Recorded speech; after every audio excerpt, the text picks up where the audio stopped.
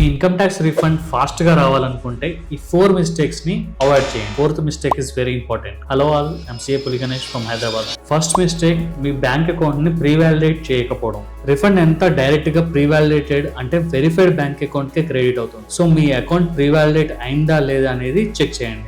Second mistake, మీ IFSC code of bank account ని wrong గా ఎంటర్ చేయడం or inactive or closed bank accounts ని మెన్షన్ చేయడం. ఉంటే రిఫండ్ డైరెక్ట్ గా హోల్డ్ లో పడిపోతుంది. థర్డ్ మిస్టేక్, మీ PAN, bank account and Aadhaar linkage అనేది కరెక్ట్ గా చేయకపోవడం అండ్ టీడీఎస్ క్రెడిట్ అనేది కూడా కరెక్ట్ గా ఐటీఆర్ లో రిఫ్లెక్ట్ చేయకపోవడం. Fourth mistake, this is very important, మీ 26AS, AIS అండ్ TAS ఈ 3 డాక్యుమెంట్స్ లో ఉన్న ఇన్కమ్స్ ని మీ ఐటీఆర్ లో కరెక్ట్ గా రిపోర్ట్ చేయకపోవడం. దీనివల్ల మీరు రిఫండ్ ఆగొచ్చు అండ్ ఇన్కమ్ ట్యాక్స్ డిపార్ట్మెంట్ నుంచి నోటీస్ వచ్చే ఛాన్స్ కూడా ఉంది.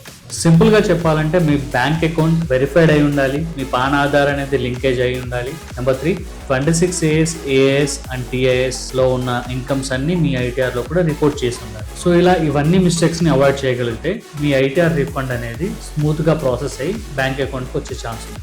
And for more tax awareness tips like this, follow this page.